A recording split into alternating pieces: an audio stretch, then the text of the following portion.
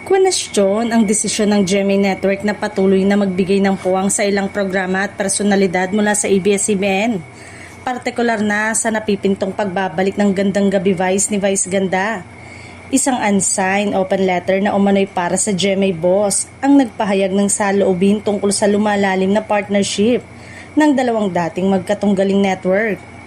Naging sentro ng puna sa naturang liham ang pagbabalik ng GGV na inaasahang mapapanood hindi lamang sa ABS-CBN platform kundi maging sa GMA. Kwenestyon ang sumulat kung bakit tila mas nabibigyan umano ng pagkakataon ng mga programa at personalidad mula sa ABS-CBN kaysa sa sariling creative talent at shows ng Kapuso Network. Partikular na nabinanggit sa liham sina Bubay at Tekla na meron ding comedy program sa GMA. Then the bully himself announced that GGV will air on both ABS-CBN at GMA. Kawawa naman si Bubay at Tekla. Saad sa open letter. Ipinapakita ng pahayag ang pagkadismaya ng sumulat sa magiging pwesto ng GGV sa programming ng network.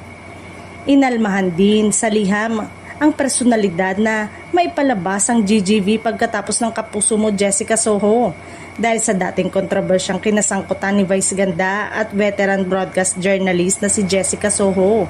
What an insult to Miss Jessica Soho, who once upon a time was bullied by Vice Ganda. Saad pa sa liham na tumutukoy sa kontrobersyal na biro ng comedian host noong nakaraan.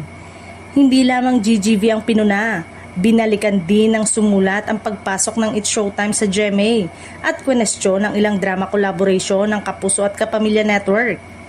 Para sa sumulat, maraming mahuhusay na writers, directors at producer ang GMA na maaari umanong mabigyan ng mas malaking pagkakataong bumuo ng sariling mga programa.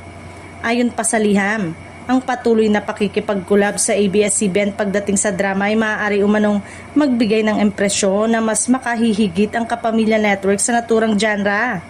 Sa kabila ng mga puna, patuloy na lumalawak ang partnership ng GMA at ABS-CBN sa pamamagitan ng content collaboration at pagpapalabas ng ilang kapamilya program sa Kapuso Network.